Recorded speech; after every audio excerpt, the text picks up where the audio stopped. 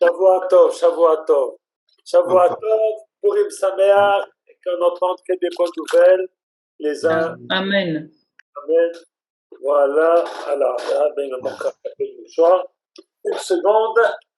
Je suis à vous. Voilà.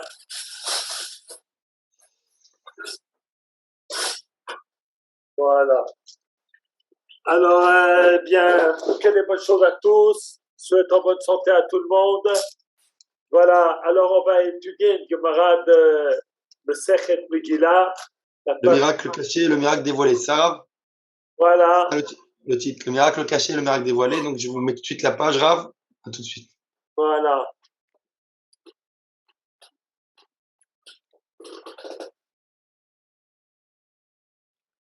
Formidable. Alors, on va vous dire où c'est. Voilà. Tanoura Banan, vous voyez? Tanoura Banan, quelle ligne? Voilà. Arbaim, Ushmonen, Nevi'im, Sheba, Nebaot, Neviot, Nitnabu Lahem Israël, Velo Pachatu, Velo C'est grave, Rav? Quelle ligne? C'est grave. Quelle ligne c'est Rav, Tanoura Banan? Que je puisse montrer? Voilà. Tanoura Banan. Voilà. Ah, ici, Arbaim, ok. Alors, Tanoura Banan, nos maîtres nous ont enseigné. Arbaim Ushmone Nevi'im, 48 prophètes, et Sheva Neviot, et 7 prophétesses, Nitnabu Lahem Israël, ont prophétisé en Israël, Velo Pachatu, Velo Tiru. Alors, ce que je vais faire, je vais d'abord lire la Gemara et la traduire sans expliquer, et puis ensuite on va reprendre morceau par morceau. Velo Pachatu, Velo Tiru, al ma shekatuv baTorah, chutz mimikra Megillah.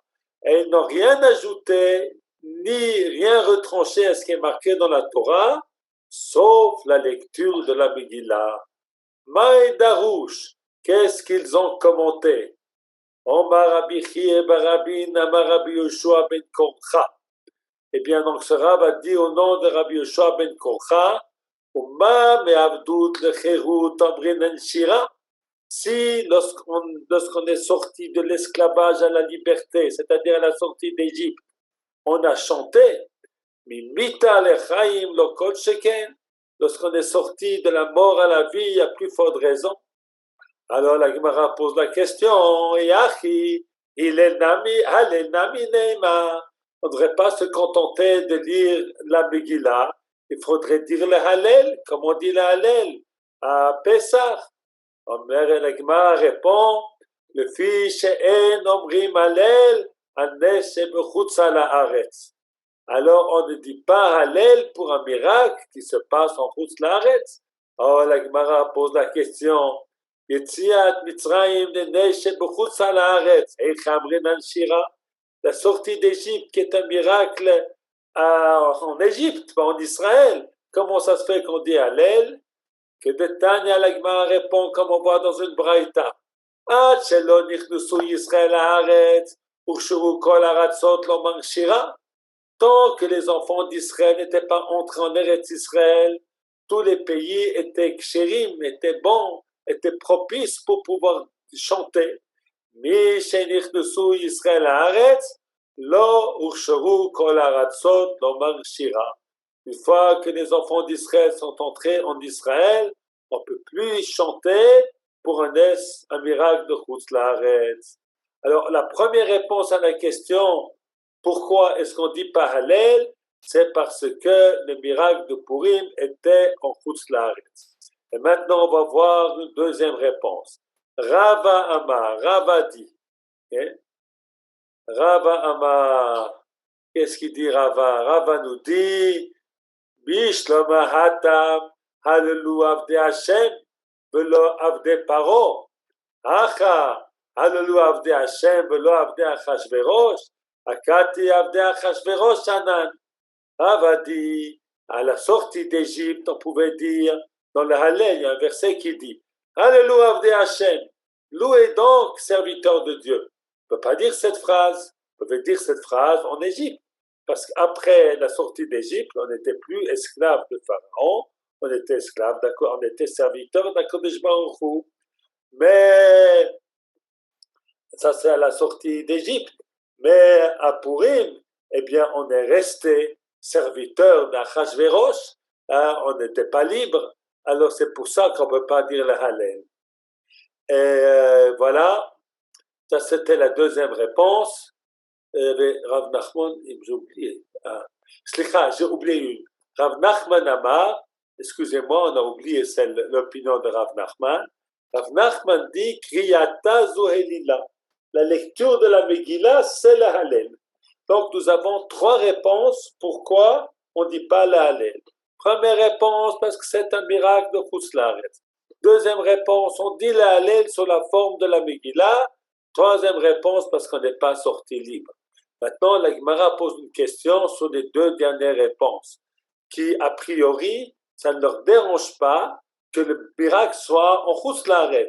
La raison pourquoi on ne dit pas le Hallel, c'est parce qu'on n'est pas libre, ou bien parce qu'on dit le Hallel sous la forme de Megillah. Mais le fait que ça soit en Chutzlaret n'empêche rien. Alors la Gemara pose la question, ben le Rava, ben le Rav Nachman, tant d'après Rava que d'après Rav Nachman, eh bien, Kashya, c'est difficile, parce qu'on a vu dans une braïta qu'on a cité tout à l'heure,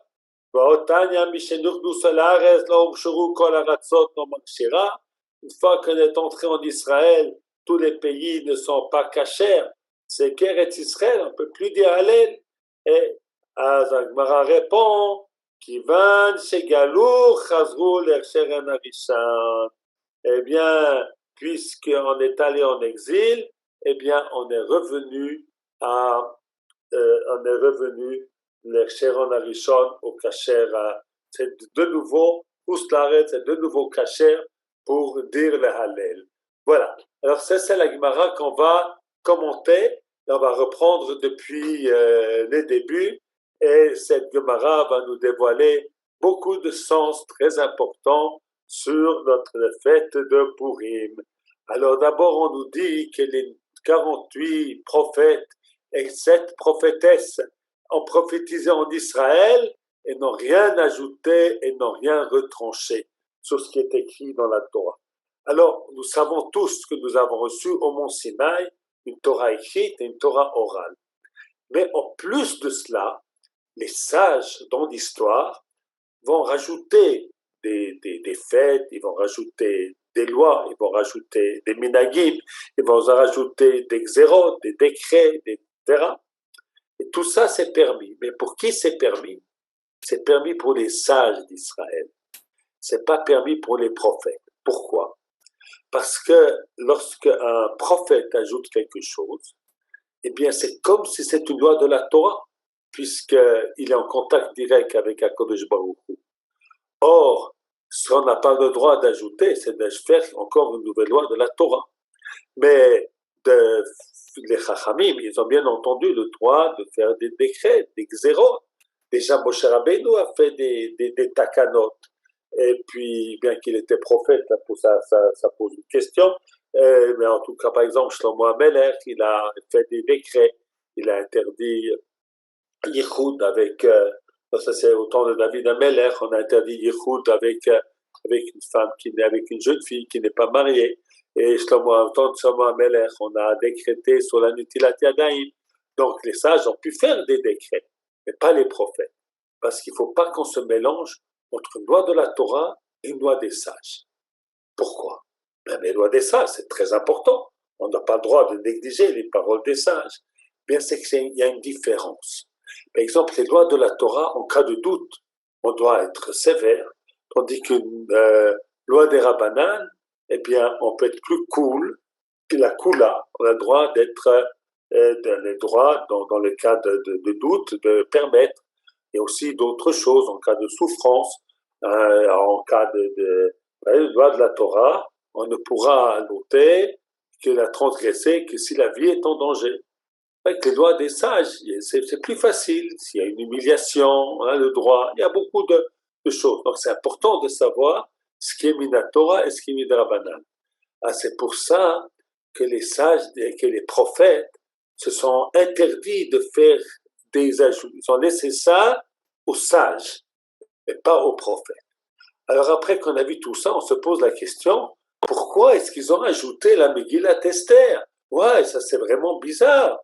Alors la Gemara dit, parce que la lecture de la Megillah remercie Hachem pour le miracle qui s'est passé à Purim, ça c'est pas un ajout, ça c'est une loi de la Torah. Pourquoi? Parce qu'il y a un Kalvachomer. Amar Rabbi Chie bar Abin, Amar Rabbi Yoshua ben Kumcha. Il y en a qui disent que c'est Rabbi Yoshua, fils de Rabbi Akiva.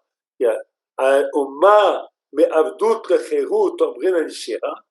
On était esclaves en Égypte et on a été libérés. Eh bien, on chante, mais on ne voulait pas nous tuer en Égypte. C'est vrai, il y a un jour, on a dit il faut tuer tout le monde. Mais habituellement, on n'a pas tué tout le monde. On était tous des esclaves. Et puis, on est sortis à la liberté. Et à Purim, on a voulu tous nous tuer. Ouais, c'est encore plus dramatique. Et puis, on a été sauvés. Alors, il faut remercier Hachem. À plus forte raison qu'il faut remercier Hachem. Donc, c'est pas un ajout des sages.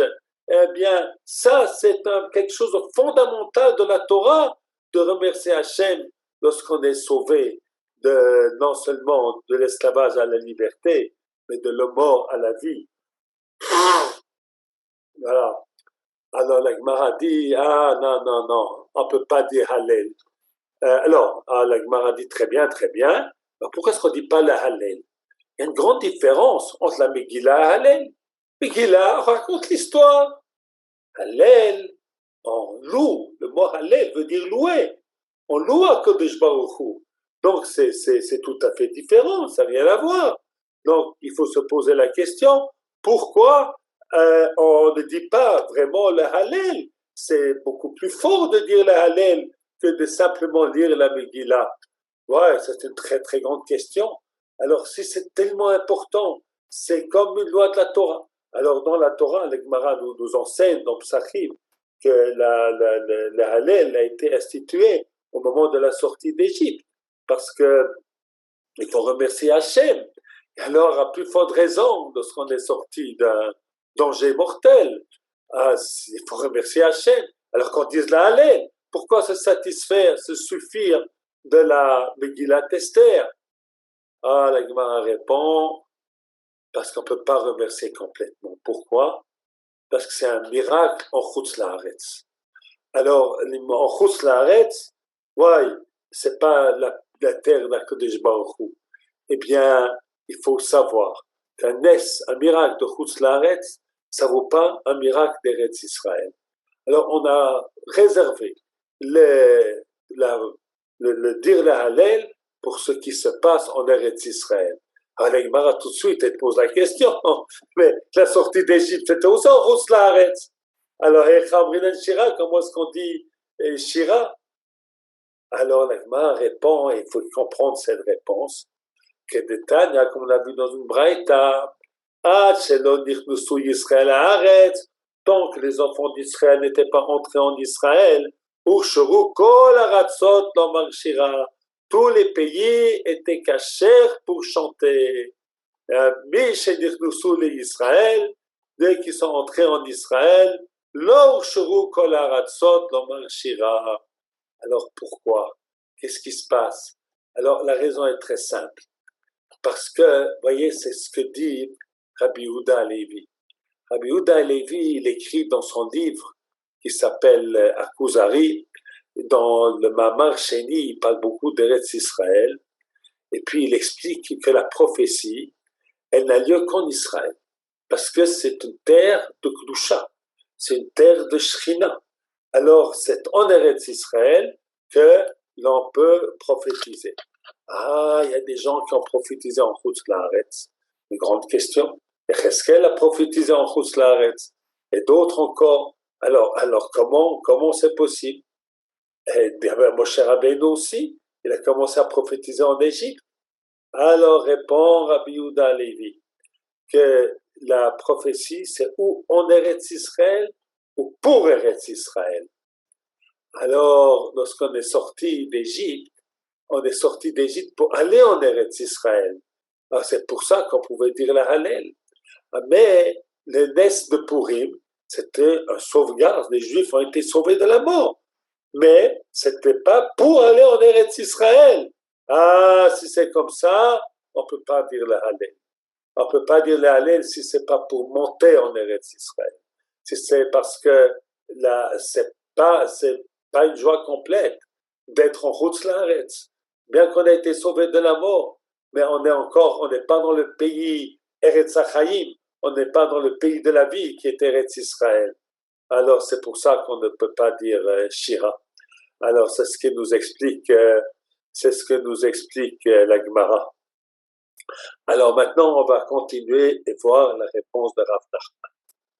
Rav Nachman Amar, Kriyata Zoelila, c'est pas vrai, on dit la Hallel. On dit la Hallel comment? Par la lecture de la Megillah.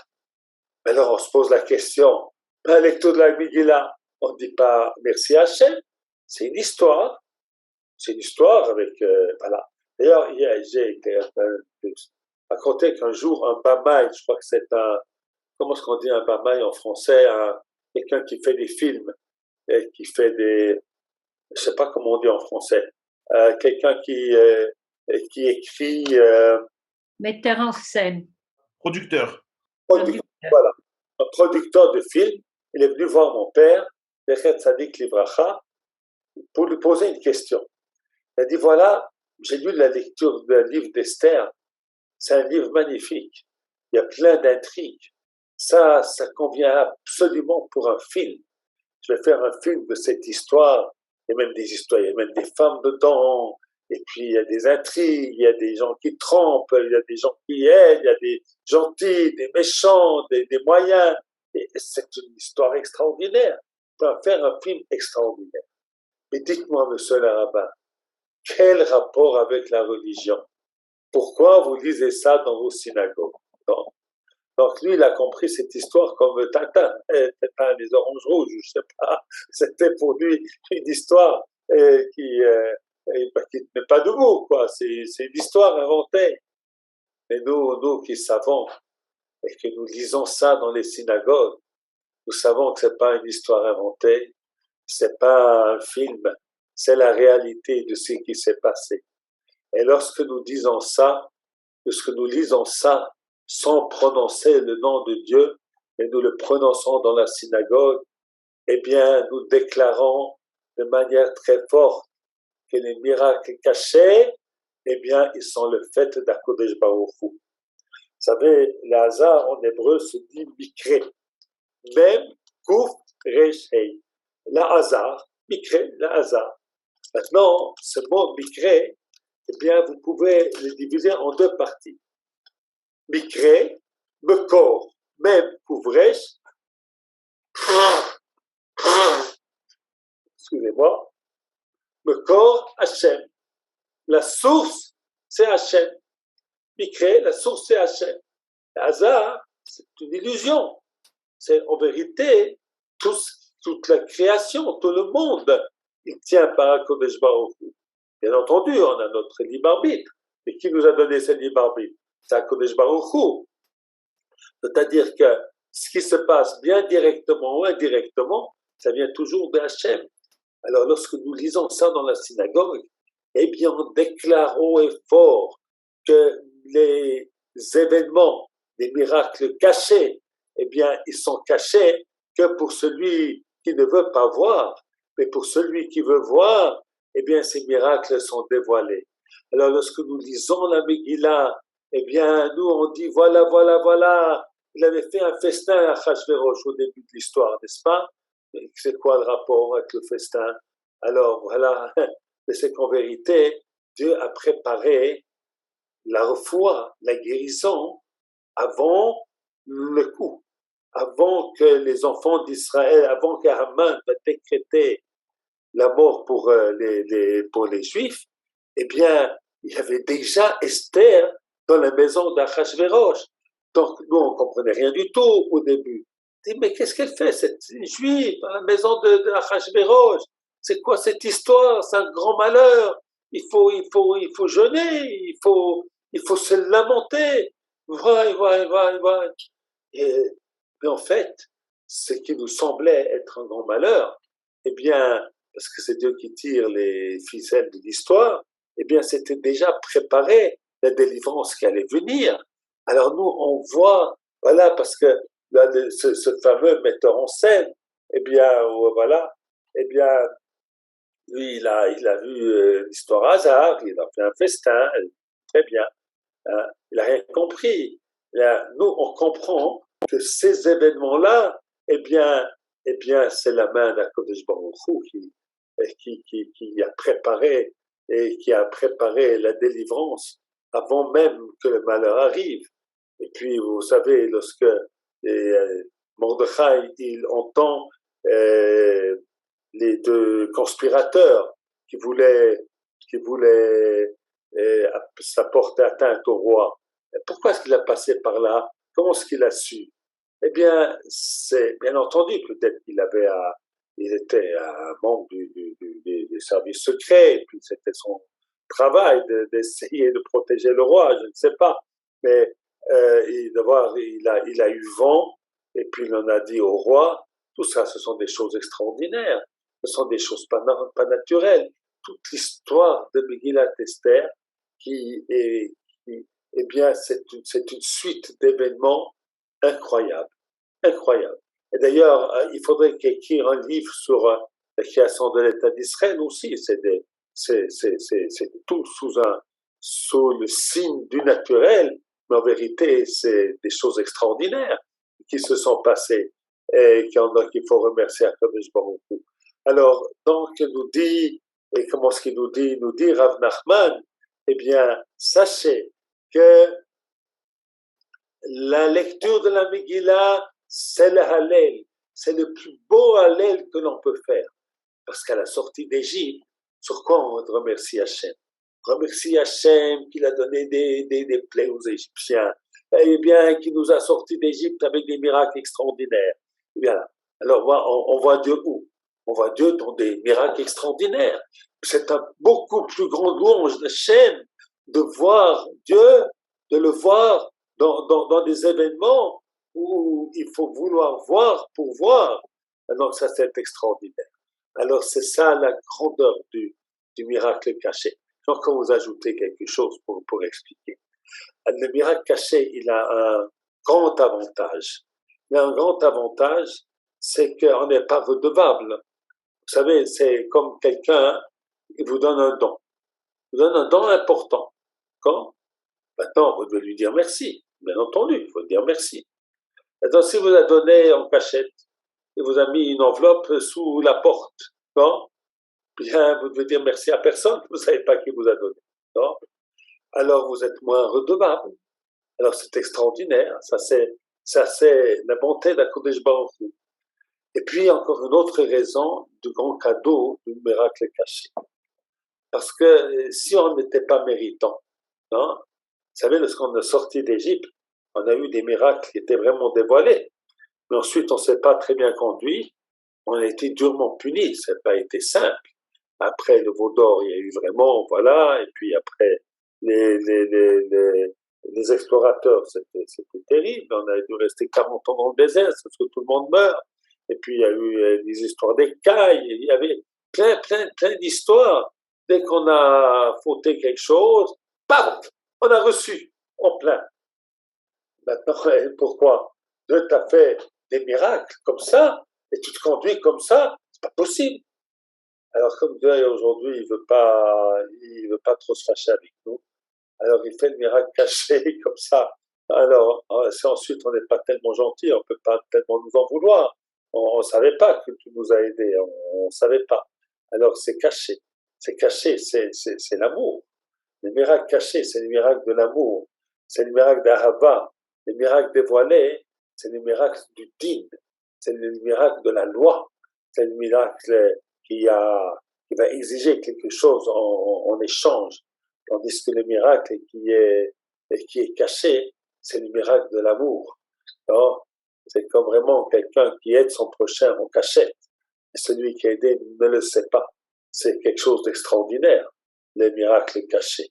Et voilà. Et puis, ce qui est encore extraordinaire dans les miracles cachés, c'est que les miracles dévoilés, c'est le miracle d'un instant. Voilà, disons que quelqu'un, il a pris un bateau, il est dans la mer, et puis il y a une grande tempête, il va se noyer, non? Bon, ben, je m'en fous dans sa grande montée, il peut lui envoyer un fil du ciel, il va le porter, et puis le mettre à terre ferme, il peut tout faire, Hachem, non? Ça, c'est le miracle d'un instant. Maintenant, on peut faire autrement. On peut faire autrement que 10 ans plus tôt, il y avait en Suède, il y avait un scientifique qui s'est dit qu'il va il va monter un bateau pour faire des recherches sur la mer. Bon, alors il a dû travailler 3 ans pour avoir les soutiens financiers. Ensuite, il a créé son bateau et ensuite, eh bien, il a été retardé parce qu'il y avait eu des problèmes, il y avait eu des guerres et tout ça. Et puis voilà, et lorsqu'il va faire sa sortie, eh bien, ça va tomber, boum, lorsque notre pauvre homme, eh bien, allait se noyer et puis il l'a sauvé. Bon, il s'est dit, le type s'est dit, voilà, j'ai de la chance, il y a un bateau qui passe juste maintenant. Non? Mais en fait, c'est toute l'histoire, tout a été, voilà, dans la main, ça c'est les miracles cachés. C'est pas le miracle d'un instant, c'est le miracle de tout le temps. Donc c'est extraordinaire. Voilà. Alors on va continuer. On va continuer après ces paroles de Rav Nachman qui nous a dit que la lecture de la Megillah, ça c'est le Hallel. Rava, il a une autre explication. Pourquoi on ne dit pas le Hallel? Bishtama ta'amlu avdei Hashem velo avdei Paro. Acha amlu avdei Hashem velo avdei Achashverosh. Akati avdei Achashverosh anan. Rava nous donne un enseignement extrêmement important. Combien c'est important la liberté, de ne pas être soumis. Alors, en Chutz La'aretz, lorsqu'on a été sauvé de la mort, mais on n'a pas accès à notre liberté. Alors ça, c'est pas un remerciement, c'est pas une louange totale. De ne pas mourir, c'est déjà très bien. Baruch Hashem, merci, merci, merci. On va raconter comment tu as fait ça avec la lecture de la Megillah. Mais la Torah, nous, on aimerait bien dire le Hallel. Hashem nous dit non, non, non, non. Vous ne me remerciez pas encore. Parce que vous allez croire que c'est l'aboutissement. Vous allez croire d'avoir été sauvé, c'est tout. Non, non, non, non, c'est pas tout. Tant que vous n'êtes pas libre, tant que vous n'êtes pas indépendant, eh bien, c'est pas ça. Vous savez, c'est pour ça que la création de l'État d'Israël est quelque chose de tellement important dans l'histoire juive. Parce que vous savez qu'on ne fête pas le retour des Juifs au temps de Ezra et Nehemia. Peut-être qu'on va expliquer plus tard que peut-être c'est un des sens de Purim. Mais en tout cas, a priori, on ne fête pas cet événement-là. Eh bien, parce que ce retard s'est fait sans qu'on soit libre. On est rentré en Israël au temps d'Ezra et Nehemia sous la coupole des Perses. On n'était pas libre. Quand on était une province qui faisait partie de l'Empire. Quand c'est qu'on va fêter à Hanouka? Parce qu'à Hanouka, on va être libre. On va être libre, on va être libéré des Romains. Pas des Romains, excusez-moi, des Grecs. On va être libéré des Grecs. Alors c'est pour ça qu'à Hanouka, on fait une fête avec la Hallel. Parce qu'on a été libéré du joug grec et on a retrouvé notre liberté en Israël. Tant qu'on n'a pas de liberté, eh bien, on ne peut pas faire la louange complète. Il faut dire merci, bien entendu, d'une autre manière, mais sans sans dire la Hallel. Voilà ce qu'il faut dire pour comprendre cet enseignement magnifique de Rava. on va parler un petit peu de Tad Israël à la fin du Shiur. La Gemara pose la question, Ben le Rava, Ben le Rav Nachman, tant d'après l'explication de Rava, parce qu'on n'est pas libre. Rav Nachman, parce que la lecture de la Megillah, c'est considéré comme la Halel. Kashia, il y a une question à se poser. On a vu dans la Braïta, Mish Mirchnusu Laaretz, Lo Shuru Kol Haratzot Omar Shira, qu'une fois qu'on est arrivé en Israël, on ne dit pas des chants pour des miracles de Chutz Laaretz. Et d'après vous deux, le fait que ça soit en Chutz Laaretz n'est pas un obstacle. Alors la Gemara répond, Kivan Shegalou, Chazru L'Echeran Arishon. Depuis qu'ils ont été exilés, eh bien, ils ont retrouvé ces deux nouveaux cachers, de remercier Hachem pour un miracle de Chutz Laaretz. Là, on va tâcher d'expliquer l'idée profonde qu'il y a là-dedans, parce que c'est très, très profond, très important. Voilà. Alors, c'est pas que le pays cachère ou pas cachère. C'est, comme on a dit tout à l'heure, si c'est en chemin pour Eretz Israël, ou si c'est pas en chemin pour Eretz Israël. Alors, il y a une compréhension de la fête de Purim qui est très importante, que nous le trouvons dans d'autres Gemarot de la Mesechet du traité de Gila. C'est que la fête de Purim, c'est pas seulement une victoire sur Haman et Achashverosh qui voulaient détruire les enfants d'Israël, c'est aussi une victoire sur Nabucodonosor, Nebuchadnezzar, qui nous a exilés d'Eretz Israël. Et puis, on va maintenant préparer le retour en Eretz Israël. Alors, on va tout expliquer. La Megillah, elle commence par une histoire de femme, de Vashti. Il paraît-il, d'après le Midrash, elle était très méchante. Elle faisait honte à des Juifs et vraiment faisait des choses horribles. Alors, cette Vashti va être remplacée par Esther. Alors, qui était Vashti? Vashti, c'était la fille de Nebuchadnezzar. C'est-à-dire que l'empire de Babel n'a pas été complètement détruit encore. Parce que la fille de Nebuchadnezzar était reine chez Achashverosh. Donc, c'est pas fini complètement.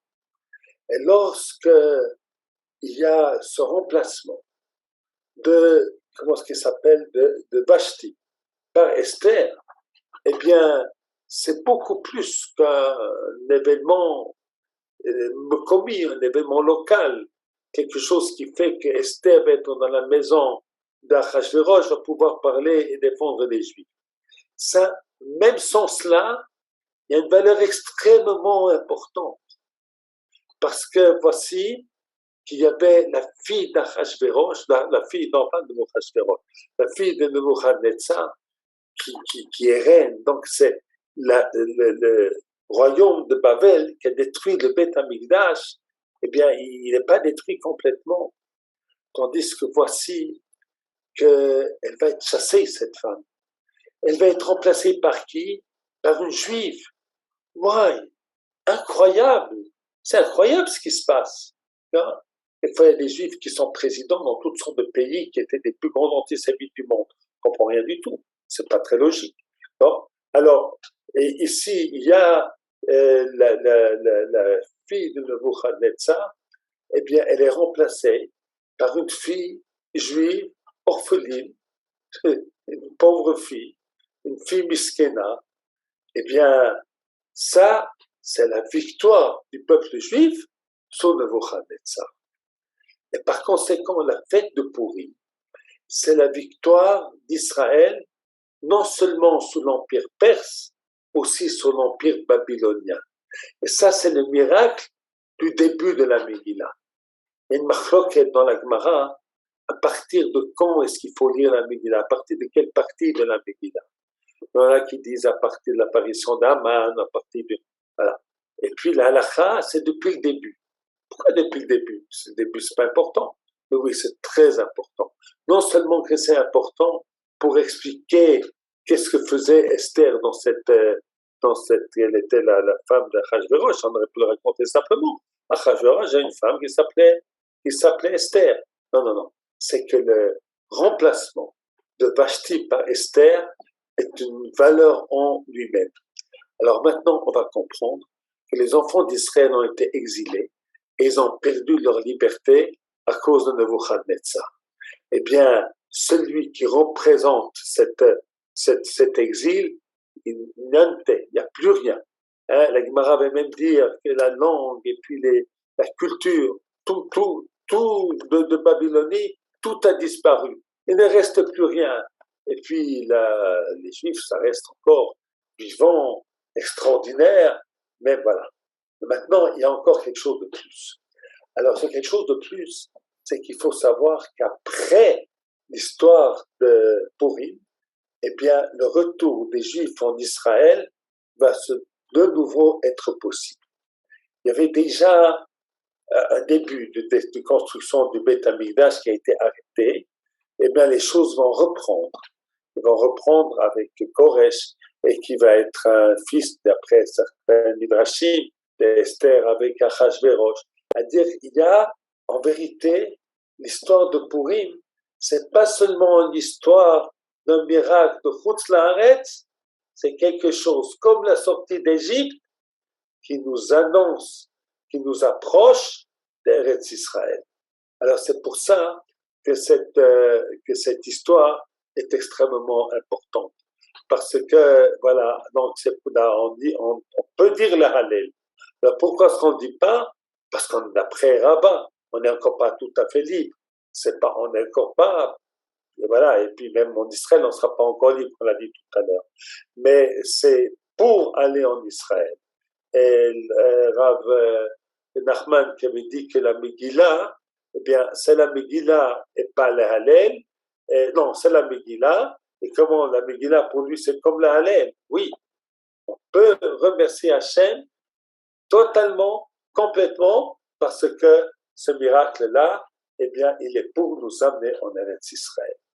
Et maintenant, avec ça, tout ce qu'on a étudié aujourd'hui, on va comprendre, si je peux me permettre de parler un petit peu d'Eretz Israël, de Medinat Israël, d'expliquer le sens tellement important du retour du peuple juif en Eretz Israël. Pas seulement ça, pas seulement de retour en Eretz Israël, mais de la création de l'État d'Israël.